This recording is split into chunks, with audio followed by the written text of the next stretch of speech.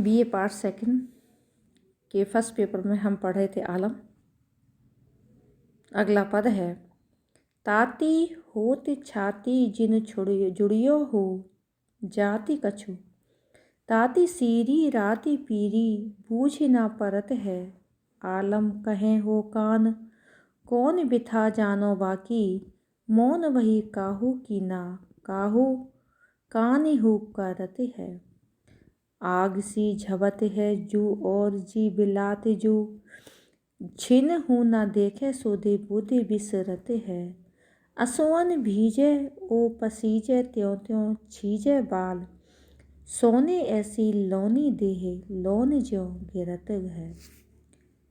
प्रस्तुत पद्यांश में रीति मुक्त काव्यधारा के कवि प्रेमी कवि आलम ने स्वयं प्रेम को जिया, अनुभूत किया, प्रेम की कसक व मार्मिक पीड़ा को अनुभूत किया। यही वजह है कि काव्य के रूप में उनकी भावाभिव्यक्ति अत्यंत प्रभावी बन पड़ी है।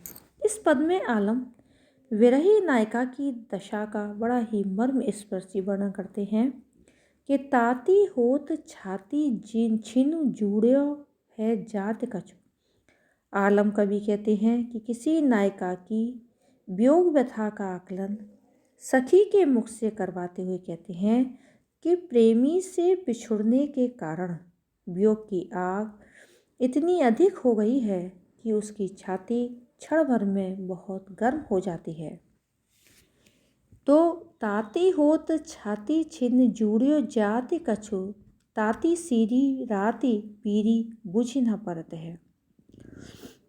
तो विरह की अग्नि के कारण उसका शरीर गर्म हो जाता है, उसे तेज बुखार हो जाता है, स्थिति है। विरह का ज्वर शरीर के ज्वर में परिवर्तित हो रहा है। विरह का जो ज्वर था वह शारीरिक ज्वर बन चुका है। उसकी पीड़ा, विरह का ताप रात रात भर बना रहता है। आलम ताती सीरी राती पीरी बूझी ना परत है। सारी रात वह विरह की अग्नि में जलती रहती है और कम होने का नाम ही नहीं लेती। आलम कहे हो कान कौन बिथा जानो बाकी। आलम कवि कहते हैं कि उसकी विरह व्यथा की ज्वाला में उसे होश हवास ही नहीं रहता। आलम कवि सखी मुख से कहते हैं कि अरे कृष्ण, अब तो तुम उसकी विरह व्यथा की नाजुक स्थिति को समझो। कान कौन बिथा जानो बाकी, मौन वही काहू की ना कान है परत है। वह मौन हो चुकी है, वह पीड़ा में अधिक डूबी हुई है और किसी से बात भी नहीं करती और चुप सी खोई खोई सी रहती है। प्रेम की पीड़ा में वे छक बक बक करती है, अन्य लोगों के साथ सामान्य शिष्टाचार का पालन भी नहीं करती। आग सी झपत जू बिलबिलाती है, विरह की अग्नि में वह जल रही है। छिन्हू ना दे के सोधी बुद्धि बिसरत है। वह ऐसा लगता है कि मानो लोक मर्यादा को उसने त्याग दिया है। यह बुझती हुई आग हो रही है और ओलों की तरह पिघल रही है।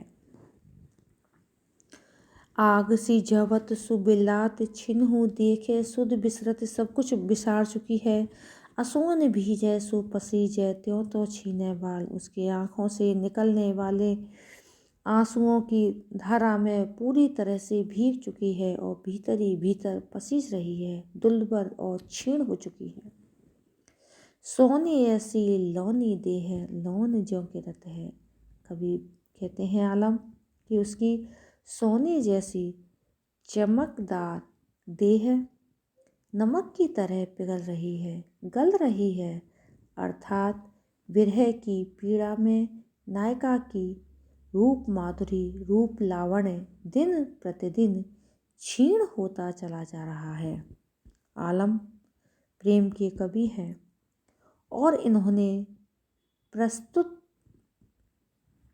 पद्यांश में श्रृंगार के छंद में विरह में डूबी नायिका की कसक, दर्द व पीड़ा को मार्मिक एवं भावुक आकलन किया है।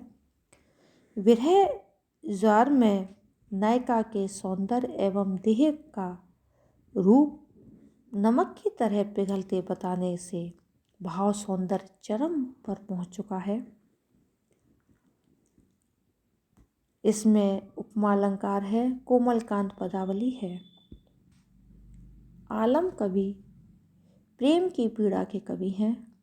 उनका सारा वर्णन मर्म स्पर्शी, हृदय स्पर्शी, मन के भावों को झकझोरने वाला है, प्रभावी है। इसीलिए इनका साहित्य में अपना अलग स्थान है।